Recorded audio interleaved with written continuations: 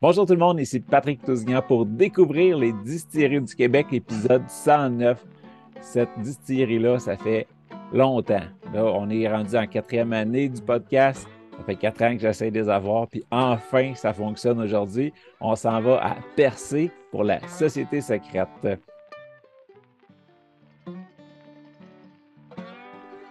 Aujourd'hui, je suis avec Mathieu Fleury. Ça va bien, Mathieu? Oui, ça va très bien. Salut Patrick, hein? Fait que pour ceux qui ne te connaissent pas, c'est quoi ton rôle à la Société secrète, toi? Ben, en fait, on est une petite équipe ici, là, donc moi je suis un des propriétaires. Puis c'est ça, comme je mentionne, étant une petite équipe, on porte un peu tous les chapeaux, hein, donc propriétaire, distillateur, brasseur, administrateur, etc., etc. Il faut vraiment être multitâche, là. Puis là, c'est une série mythique parce que à peu près tout le monde en a entendu parler, mais c'est pas tout le monde qui a réussi à goûter parce que c'est des produits quand même assez rares, là. Oui, effectivement. On a quand même une petite capacité de production, puis étant situé à Percé, en Gaspésie, évidemment, on est dans un endroit magnifique, puis ça attire beaucoup de clientèle chez nous, là. Donc, l'essentiel de notre production va pas se retrouver dans le réseau de la SAQ, mais va être vendu directement ici sur place à la distillerie, là. Fait que là, on va repartir au début. Comment vous est venue l'idée de partir ça, la distillerie, puis pourquoi Gaspé, pourquoi l'Église? Conte-nous ça. Ben, en fait, c'est toute une série d'événements, là. En fait, bon, on est deux propriétaires ici, c'est moi puis ma blonde Geneviève. Donc, pour diverses raisons, on était quand même assez proche du milieu des microbrasseries. On sait qu'il y a des très bonnes micros là, dans le coin de Percé. Là. Je pense à Oval, à Brett et Sauvage, à Pit Caribou, etc. Donc, on était quand même assez proche de ces gens-là. Puis, Geneviève travaillait pour Pit Caribou. Moi, j'ai un autre chapeau dans la vie. Je suis architecte également. Donc, j'avais toutes ces brasseries-là comme clients. Donc, pour concevoir des bâtiments adaptés là, à leurs besoins, ben, il faut absolument s'intéresser à ce que ces gens-là font, comment qu'ils le font. Puis, ben, un jour, l'idée est venue de Geneviève. Elle est venue me voir puis elle m'a dit, ben, Mathieu, pourquoi on ne prendrait pas toutes les connaissances qu'on a sur les techniques de brassage, puis qu'on viendrait ajouter une couche de connaissances qui est tout l'art de la distillation par-dessus ça pour ouvrir une distillerie. Puis ben, c'est comme ça que l'idée est née, là. Puis ben, ensuite, comme tu l'as mentionné, on est situé dans une ancienne église. Puis ça, ben, on ne l'avait pas en tête au départ. C'est juste en fignolant le projet, à un moment donné, on s'est posé la question, ben, euh, à quel endroit où est-ce qu'on va loger nos activités. Fait que là, on s'est mis à recenser un peu toutes les places qui avaient du potentiel dans le coin de Percé puis des alentours. Puis, ben, on s'était défini certains critères là, auxquels les lieux devaient répondre, là. Bon, donc, évidemment, ça nous prenait quand même un espace relativement vaste parce qu'on a des besoins en entreposage. On fait des produits qui sont en vieillissement, donc des barils, on accumule toujours de plus en plus. Puis, on a un alambic à colonne qui fait environ 25 pieds de haut. Donc, ça nous prenait une place avec des hauts plafonds. Fait que dans notre recherche, quand on est arrivé dans cette ancienne église-là, qui était abandonnée depuis une dizaine d'années, puis qu'on a rentré, ben, on a fait wow, c'est vraiment ce que ça nous prend. Puis en plus, ben, évidemment, on aime les belles choses. Donc, en plus de partir notre distillerie, ben, ça nous a permis de sauver un bâtiment patrimonial qui serait certainement démoli aujourd'hui. Puis on s'entend que ça nous fait un lieu de travail qui est quand même très, très agréable, là. Ouais, puis pour l'agrotourisme, pour ceux qui vont vous voir aussi, c'est le fun, là. C'est pas juste une bâtisse industrielle, là. On rentre dans quelque chose de significatif. C'est ça, exactement. C'est vraiment l'idée qu'on met de l'avant ici, là, c'est que les gens viennent, mais ils viennent pas uniquement acheter des spiritueux, là. Donc, ils viennent vraiment vivre une expérience. Donc, des dégustations qui sont offertes, on fait visiter les lieux, on parle de l'histoire du lieu, on explique les techniques de transformation, etc. Donc, c'est vraiment une expérience là, qui est plus globale, puis surtout beaucoup plus multisensorielle que le simple achat de spiritueux, là. Puis, souvent, les villes acceptent juste dans des quartiers industriels, justement, les distilleries. Vous autres, êtes-vous situés proche quand même du village puis du monde? Comment que ça s'est passé pour les permis? Ben, en fait, on est dans le village voisin de Percé qui s'appelle Cap d'Espoir, mais évidemment, ça a été fusionné, là. Donc, ça fait partie de la municipalité de Percé. On est sur la route 132, on est en bord de mer, donc on est vraiment dans le corridor touristique là, de la Gaspésie. Puis, ben, on est chanceux hein, parce que Percé étant un petit village, ben, il n'y en a pas de quartier industriel ici. Là. Donc, il y a des voisins, mais qui sont quand même pas trop proches. Puis, on s'entend que dans un petit village, ben, tout le monde se connaît. Donc, le processus d'obtention des permis au niveau de la municipalité, c'est beaucoup plus simple que dans une grande ville comme Montréal, par exemple. Là. OK. Fait que là, ta blonde a dit on part d'une distillerie, vous trouvez la place. Après ça, comment ça se passe pour dire bon, c'est quoi le premier produit qu'on va sortir, puis sur quoi qu'on s'enligne? C'était quoi votre vision à base, à part juste utiliser vos connaissances? Mais j'imagine que vous aviez une idée en arrière de la tête de où vous vouliez aller.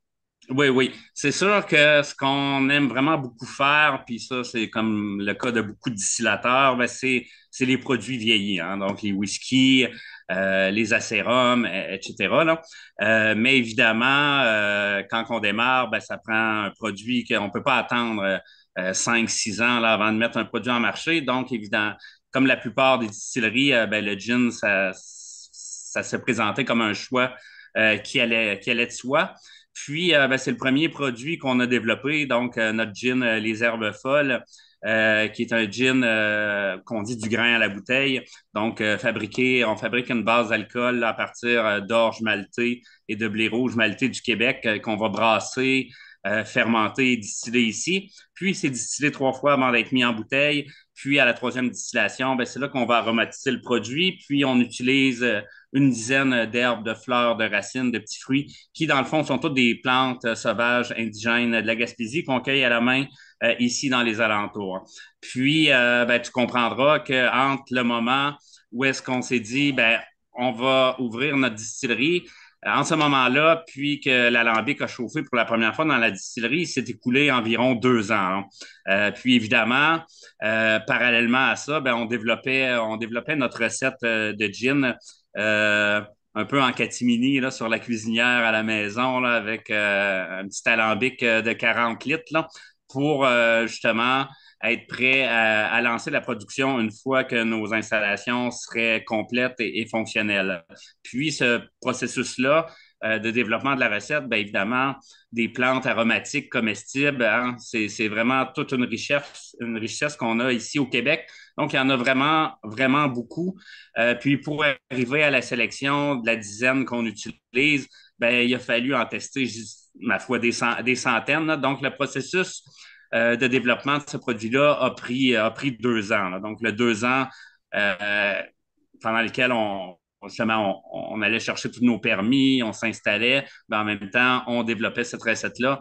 Puis, quand on a parti l'alambic pour la première fois ici à la Société secrète, ben, on était prêts. C'est sûr qu'il y a eu quand même certains ajustements à faire parce que tu comprendras que de passer d'un alambic de 40 litres à un alambic de 600 litres, ben, c'est pas tout simplement une règle de 3 qu'il faut faire. Là. Donc, il y a quand même eu des ajustements, mais on n'aurait pas pu se permettre de partir l'alambic ici à la distillerie, puis de passer 2 ans à dire bon, on n'a rien à vendre, on n'a rien à offrir parce qu'on était en développement de produits. Donc, ça a été rapidement, là, une fois qu'on a été installé, ben, la production a débuté, puis elle n'a pas arrêté depuis ce temps-là.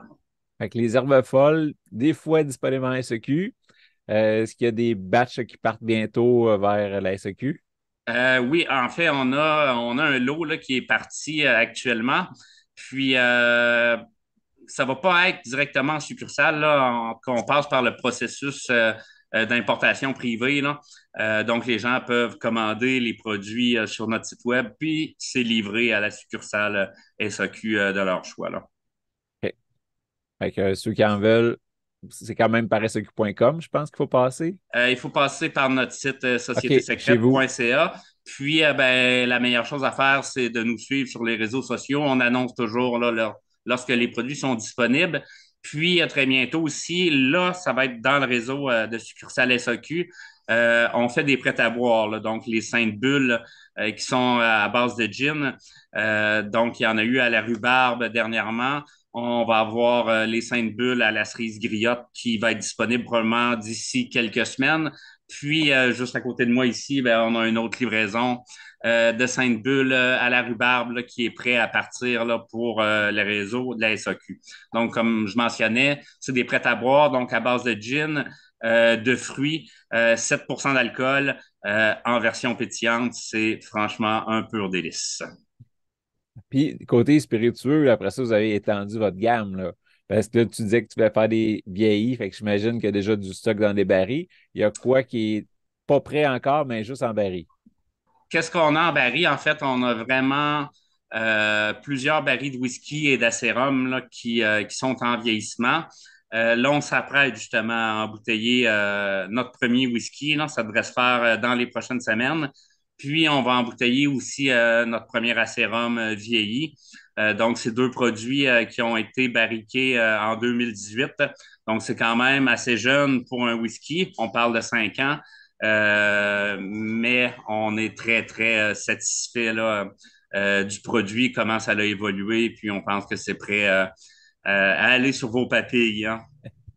Et puis, ben, justement, en parlant de vieillissement, on sait que souvent le lieu où est-ce que ça vieillit va influencer aussi le goût, c'est pas juste le fût. Puis, est-ce que le fait d'être à percer, ça donne un petit côté salin ou quelque chose comme ça à tes produits?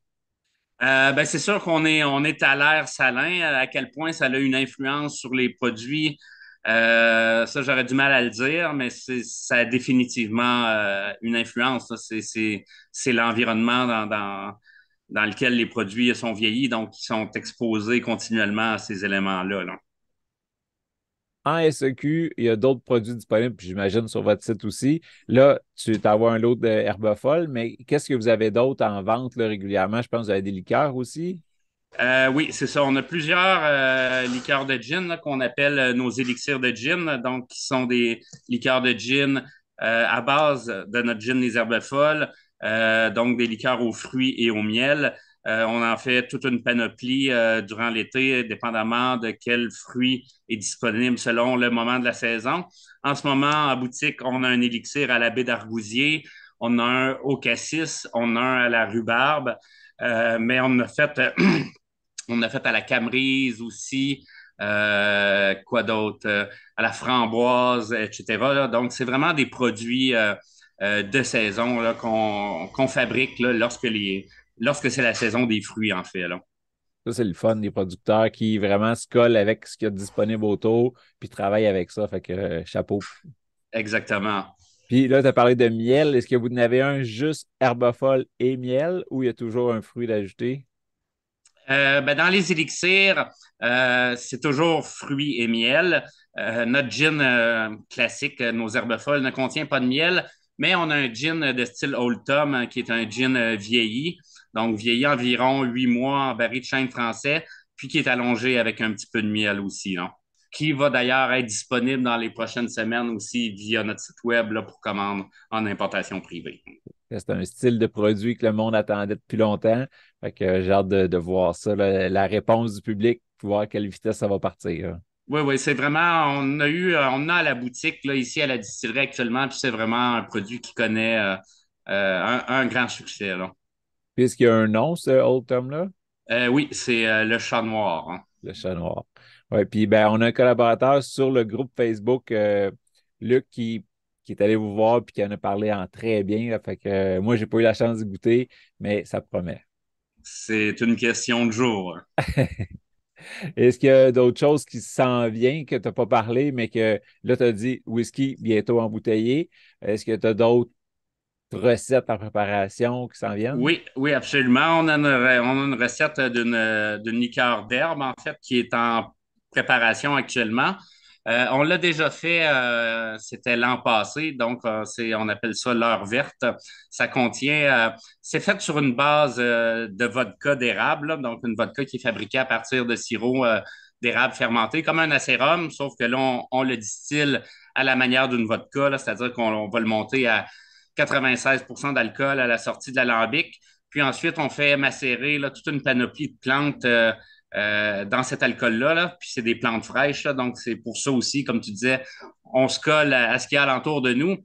Puis ben là, en ce moment, c'était le temps de récolter les plantes. Donc, il y a de la menthe sauvage là-dedans, il y a de l'agastache, il y a de l'absinthe qu'on cultive dans nos jardins. Donc, on appelle ça l'heure verte, puis c'est un produit qui titre à 50 d'alcool. Là. Est-ce qu'il y a un petit côté anisé comme plusieurs liqueurs d'herbe? Oui, il y a un côté légèrement anisé, mais ça ne contient pas d'anis en tant que tel, d'anis étoilé, surtout qui est principalement utilisé dans ce type de spiritueux-là, parce que comme tu le sais, ben, on travaille uniquement avec des matières premières du Québec, puis idéalement tout ce qui est le plus près possible de nous, là. Parlant de ça, comment ça se passe pour tes baies de Genièvre? C'est-tu facile à trouver dans ton coin? Oui, en fait, toutes les baies de Genièvre qu'on utilise dans nos produits, c'est tout du génévrier sauvage de la Gaspésie, là. Donc, on en retrouve vraiment beaucoup en bord de mer, là. Le génévrier, hein, ça aime les sols très rudes là, et très arides, en fait. Donc, souvent, quand on a euh, des, des rives en bord de mer là, qui sont très rocheuses pratiquement, ben, ça se couvre de génévrier. Puis c'est là qu'on s'approvisionne. Là. OK. Fait que tantôt, tu en as parlé, les réseaux sociaux, c'est la meilleure façon de se garder au courant. C'est quoi le meilleur? C'est Facebook? Est-ce qu'il y en a un plus mieux que ça? Facebook, Instagram essentiellement.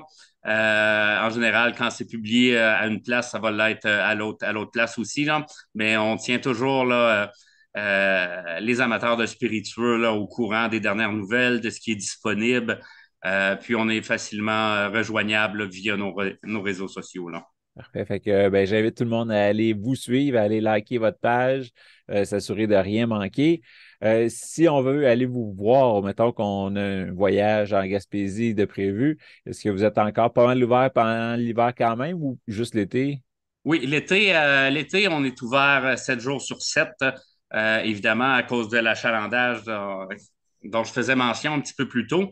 Puis l'hiver, ben, on est ouvert du lundi au vendredi, puis on est fermé la fin de semaine parce qu'on assure une production là, continue durant l'hiver pour justement accumuler des spiritueux en vue du prochain été qui s'en vient. Hein. Puis, c'est ça, évidemment, tu comprendras que l'hiver, l'achalandage est beaucoup moins grand.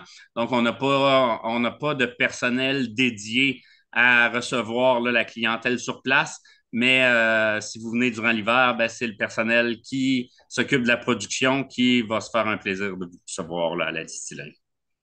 Et après ça, j'imagine, ça dépend de votre disponibilité, de où est-ce que vous êtes rendu dans le batch, voir si on a le temps de visiter ou pas, ou c'est juste la boutique, on achète puis on s'en retourne.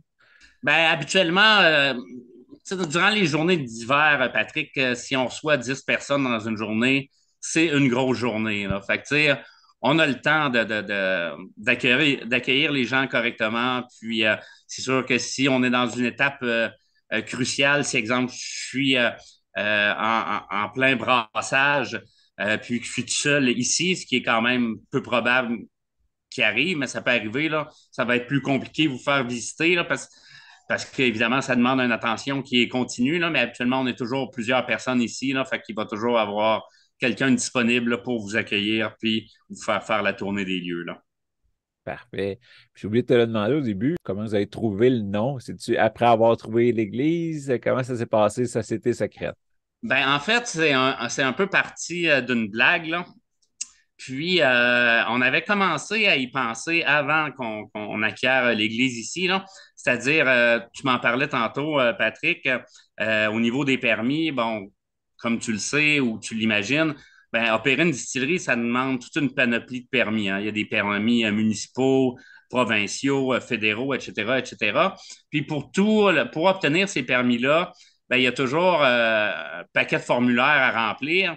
Puis, toujours la première case en haut des formulaires, c'était nom de la société, 2 points. Puis, comme Percé, c'est un petit village, hein, des fois, les nouvelles vont vite, pour ne pas dire les potins. Hein.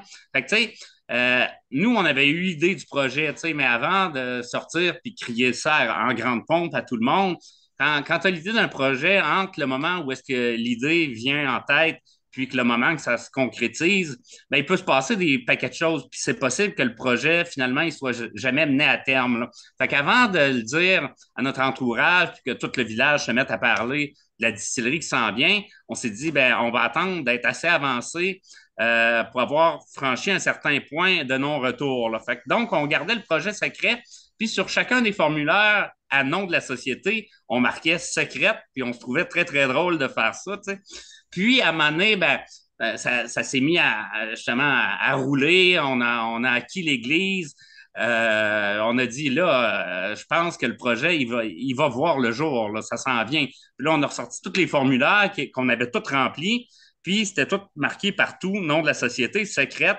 Fait que là, on s'est dit, ben, finalement, je trouve ça beau, puis on trouve ça beau, puis on trouve que, que ça fit avec toute l'ambiance de la place, l'église qui donne un aspect mythique.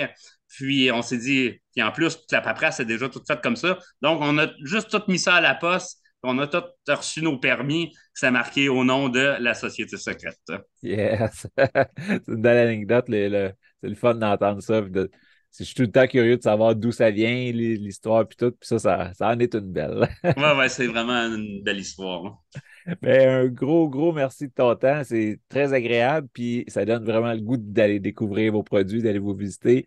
Fait que j'invite tout le monde à aller liker leur page, suivez-les. Puis si vous passez en Gaspésie, ben faites, c'est pas un gros détour, tout le monde passe par Percé. Fait que arrêtez les voir, ramassez une coupe de bière à côté, puis je suis sûr que vous n'allez pas le regretter. Merci Mathieu. Merci à toi, Patrick. Puis, juste pour terminer là-dessus, tu viens de le dire, ben, j'invite tous les gens à venir nous visiter. Vous allez voir, il y a vraiment une ambiance qui est très relaxe et très festive en même temps ici tout au long de l'été. Puis, on adore recevoir les gens. Là, on va vous recevoir là. On va vous recevoir très bien ici à la distillerie. Wow! Ben, merci beaucoup. À votre santé, hein?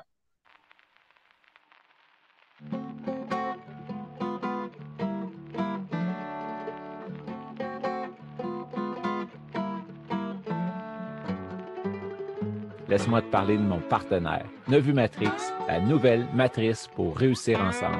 C'est grâce à eux si je peux vivre mon rêve de vous partager toutes ces belles aventures parmi les distilleries du Québec. Clique sur le lien en bas. Toi aussi, tu mérites de vivre ton rêve.